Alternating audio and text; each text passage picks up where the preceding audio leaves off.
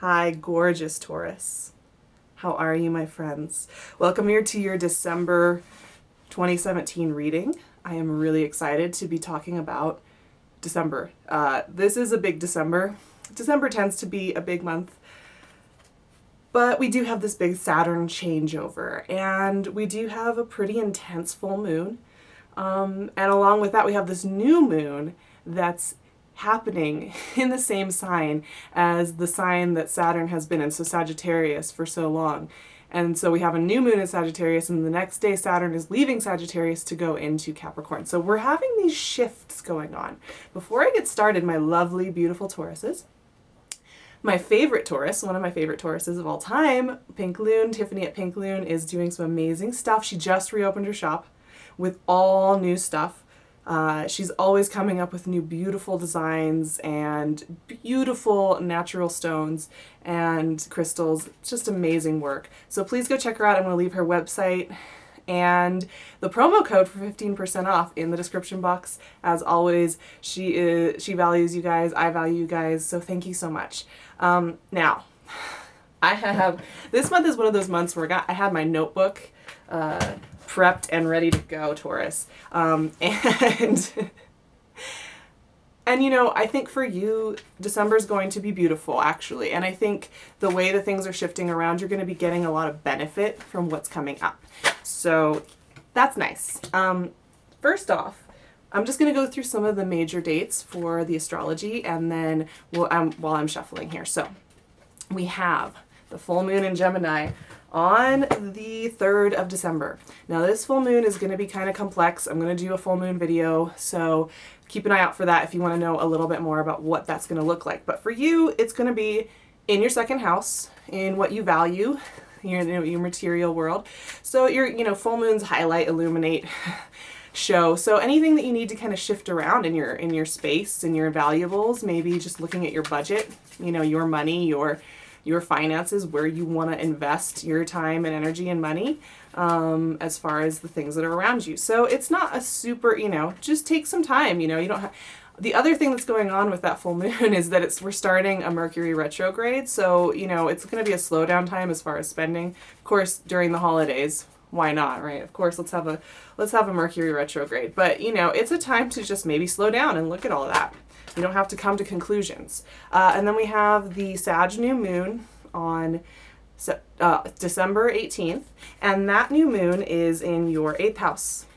So it's an interesting placement. It's kind of a nice placement for new moon because it is about, renewal, going underground, doing that internal work, transforming. It is about other people's money as well. So you might be looking at joint finances or family finances or any of that. So we've got some money things going on for you with the moon cycle this month. And it's a little bit complicated. So once again, maybe just take some time there. And then the big shift, the big kahuna, we're talking about Saturn shifting after a good 2.5 years or so in Saturn into Capricorn on the 19th. This is a really exciting time for fire signs out there. For you guys, the shift is going to be from in your 8th house of transformation and deep work into your 9th house of your beliefs, your spiritual practices, world travel, long distance communication. Like it's a pretty powerful house. And as I was saying that, a whole bunch of cards popped out, so we're going to go with those. But for me, I had a note for you guys when it came to that shift, because it says big shifts in beliefs and working on how to implement those beliefs in the physical. So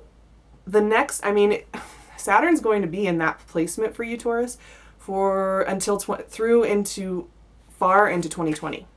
So this is going to be a big theme for you. We're setting up. So the reason December is kind of big is that you're going to be feeling that shift in the air, and you're going to be feeling that you are setting up for a new series of lessons and shifts and new ideas coming in. And it does feel a little bit intense for everybody. And there is kind of just like, let's slow down. I'm actually kind of thankful for the Mercury retrograde because it forces us to slow down and look internal. And it's funny, actually, the first two cards, you guys got a whole bunch of cards. We have a lot to talk about today, Taurus, because We have the High Priestess and the Queen of Pentacles. So these are both very, these are divine feminine energies. One is about intuition, getting really deep into what intuitively feels right. And one is about practical self-care and caring for others.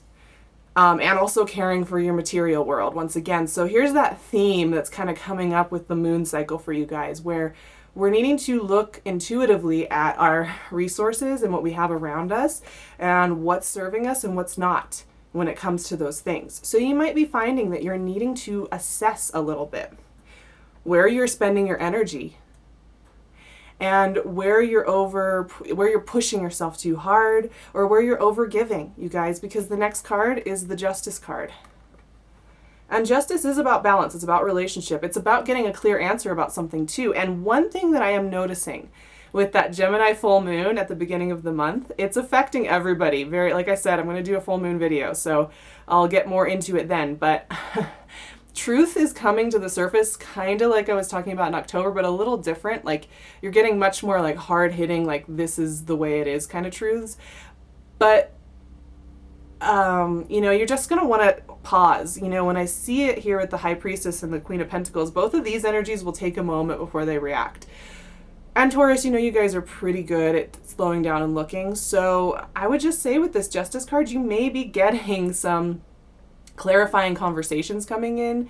If you've been having challenged conversations with people, or you've been needing to get to the bottom of something that hasn't felt right in relationship to others, this energy will bring you some clarity and will rebalance things a little bit. That's the upside to the Justice energy, is it does bring balance. It does bring clarity and conciseness to a situation. But there's something going on there with your intuition and what's feeling right and where you're needing to self-care a little bit, because you're going to be feeling, what I'm seeing here with this is you're going to be feeling the urge to do a lot before the end of the year. You're going to be feeling like, I need to do everything now. Like, it's been a big year. I've had a lot of life lessons. I've come to some new conclusions. I have some new goals for the next year. I want to get that all done. After listening to this, you're like, Saturn's moving into this part of my life. I need to do all this stuff. But here's the thing that I'm kind of seeing is that's not what we're actually wanting to do this month, especially for you, Taurus. What I'm seeing here actually is you have to address some healthy boundaries. So as much as I was talking about, we are setting up for that Saturn shift into how you take your spiritual beliefs and put it into the world. This month, we are prepping, we are palette cleansing, and we are figuring out what's going on. Because look at the next three cards. Page of Cups, 10 of Wands, 6 of Swords. So, Page of Cups is great. I love the Page of Cups. Like romance, sweetness, just fun. Checking in with what makes you feel good. This is innocent energy. This is really innocent, emotionally deep energy. And, with that new moon in your 8th house, that watery kind of deep diving, you might be thinking about what makes you feel good, what makes you feel that sense of romance and innocence and hope and reconnection with your dreams. Once again, it connects in with all this over here. There's some kind of intuitive thing you need to kind of adjust when it comes to how you're relating. So there's that, but it's associated here with this. Oh, we have to have one of our little chats, don't we? All right, let's do it. So here's a classic thing you guys do, where you take the burden on your shoulders and you feel like you have to address everything and that you are responsible for a lot. You may be taking on way too much. You may be taking on mentally more than anything. You may be taking on the whole world in your mind. You may be thinking, I need to do 100 things. I need to hold the weight of a situation. Whatever this justice situation is, you're feeling that you are somehow needing to do that work. But here's the thing. This card is saying you don't. 6 of Swords is saying you don't have to do that. You're allowed to just get in here and sail away. So, take that with a grain of salt. I don't know everybody's situation. Obviously, I can't tell you all, oh, just leave that behind. Who cares? But this is really mental. This is about needing to feel that you have to carry everything versus letting things go and letting things evolve naturally. So there's something really big here with you holding on to something. And, you know, as we come to solstice time, as we come to this big, big, big time of shift, it tends to be a time where we have to look over the last year or two and look at where we have been doing a certain pattern. And here it is for you guys, whatever this is, you got to let it go. It's got to go. And this could be a self-limiting belief. This can be a specific relationship. This can be a work situation. This can come out, and it's very specific though. And it's very clear to me right now that you guys need to address this and let it go. And that will help you find balance. Now, here's the other side of the equation. You have the Hanged Man and the Four of Swords. So these are slow down energies. So that's what I was saying. There's something going on with you needing to go in a little bit internal. As much as you're going to want to be all external, I would highly suggest that while we're in Sag season, while we're in your 8th house, which is about going underground and doing some work and just sitting with it and being okay with it, being in the shadow side, you're going to want to slow down. Because Four of Swords, it's my let's take a nap card. This is the card that shows up when you need to rest. You need to give yourself a break. Whatever this is that you're needing to process, it's great to be able to do that in the quiet without having to do a lot of action, right? It's great to just feel it internally before making big movements. Same with the Hanged Man. The Hanged Man sometimes can be frustrating because it can feel like, once again, you want to do everything, you want to accomplish everything, you're going to want to slice through, you're going to do all this work for everybody and everything. And the Hanged Man will force you to slow down. This can show up in a few different ways. It can show up with low energy or with inability to like make a big movement. And once again, with that Mercury retrograde, it's a great chance to just slow us all down and say, hey, let's like look at this. So it may feel a little frustrating, like you can't get everything done that you thought you were going to get done in December, but there's a point to it. There is a point to it. There is some big prep going on here for you guys that has everything to do with how you're setting up for the new year and everything to do with how you're letting go of an old wound that has been kind of hanging on to you for the last year or so, maybe 2 years for some of you. And that takes it takes a moment. It takes a moment. You're allowed to have this moment. So go with it. The best advice I can give when I see this energy is to slow down, relax, and go with it. Because once we hit Capricorn, once we hit your 9th house, the sun is going to be in Capricorn, Saturn's going to be in Capricorn. And then from there, you know, as Capricorn season progresses, we're getting a ton of energy put into your 9th house. And like I said, your 9th house is your beliefs, you know, your spiritual practices, the long distance travel. It's a big expansive energy, and it's a really important energy for you guys, because I think this year you do have projects you want to get done. You do have life visions for yourself and what you want to contribute to humanity, what you want to contribute to yourself and your lifestyle over the next 10 or 15 years. I mean, these are long range thoughts. And what comes up are these 3 cards: the Chariot, Death, and the Fool. And all 3 of these are about new territory. It's really strong, and like each in a different aspect, right? The Chariot is about getting in a vehicle and going to a new horizon, right? The Chariot will take you somewhere new. It has a path, it has a vision. And that's what I'm seeing here for you guys. You know, as you're slowing down, there's a vision cohering. So the slowdown is really helping you to get this awesomely clear vision. You know, chariots go in a straight line. They're not good at zigzagging. So this is something that's very much about new horizons and very clear cut goals. It's hand in hand with this Death card, right? And I've been saying, you know, Sag season for Taurus is your 8th house of transformation, going underground, healing, death and transformation. This is 8th house energy right here. Death is 8th house energy. And so you're going to be doing that work, but what it does is it heals you, it releases you. Something's releasing here. You're getting a nice breath of fresh air where you have a big release. So trust this. It may feel a little disheartening because, you know, we're going towards solstice, we're going towards New Year's, and you're going to want to feel like super jubilant and lighthearted. You know, it's been a big year. A lot has happened. Nothing's terrible. Nothing's super negative for you. It's just that you've got these things, you know, and it might feel frustrating. Like you just want to be on top of your game and you just want to be hyperactive and intense and doing and accomplishing. But you're going to want to just roll with this, you know, I feel like this is going to be about in the middle of the month, in the midst of all these shifts that we're going through. You might just hit this place. You just go under there, you're going to pop right out because your final card is the Fool. And the Fool is one of my favorite cards of all time. I love the Fool. I mean, this is everybody.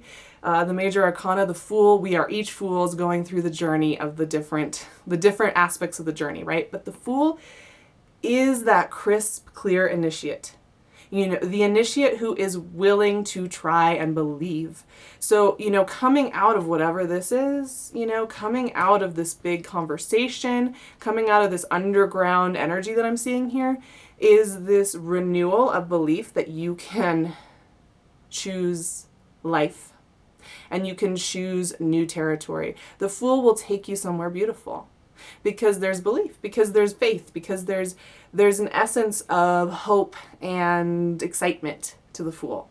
So when I see the Fool, this is new beginnings. This can be a new beginning for your relationship. It can be a new beginning with family relationships. This can be a new beginning with lifestyle. What I see with this energy as well is that it's kind of like, you know, a lot of times the Fool doesn't know what's down the road. He has no idea and he doesn't care because he's willing to take the first step. But this Fool, in the context with the Chariot and Death, this Fool actually is opening eyes to a beautiful horizon. You know, he's on this mountaintop, but it's like he can see the valley below him and where he's going to build his house and where he's going to, and what he's going to do in that valley. It's kind of like this, you're seeing it. And you're finding yourself trusting it a little bit more. I think some of you have been resistant.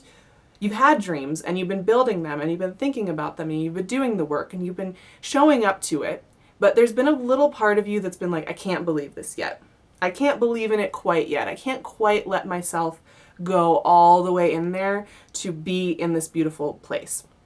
But when I see the Fool, for me, by the time we get to the end of December, there's a belief going on here in you actually being able to make this change. Go for this opportunity, go for this job, go for this lifestyle. Like a lifestyle change is almost what I'm seeing here. Go for this relationship, go for the belief in whatever this is that you're holding so dear. And it all has to do with you letting go of whatever Saturn was giving you as lessons while it was in your 8th house, which honestly, 8th house Saturn, that's going to be really intense work for you guys. Yeah, it's going to be really intense work for you guys. And I think it was. You know, it was asking you to go really deep. So you're getting that release into some great territory. Honestly, Saturn in your 9th house, in a placement that's natural for Saturn, will be great for you to, because the thing with Saturn, it's a grounding energy, and the 9th house is kind of dreamy. It's very intellectual and dreamy, but if having that grounding energy in that area is going to help you actually implement these changes in your life. So the next few years are going to be great for that. And that's why I was saying this is a nice shift from being in a much more mental place into being much more in a physical manifestation place. So it's really exciting, Taurus. I'm so excited for you. I do private readings, and I'm going to leave my website and my email and my Instagram in the description box, along with Pink Loon's info and the 15% off discount code. Please check her out. I'm sending you guys all the best for this beautiful December. Be easy on yourselves. Sending love to you, and I will talk to you in January for more fun. Bye.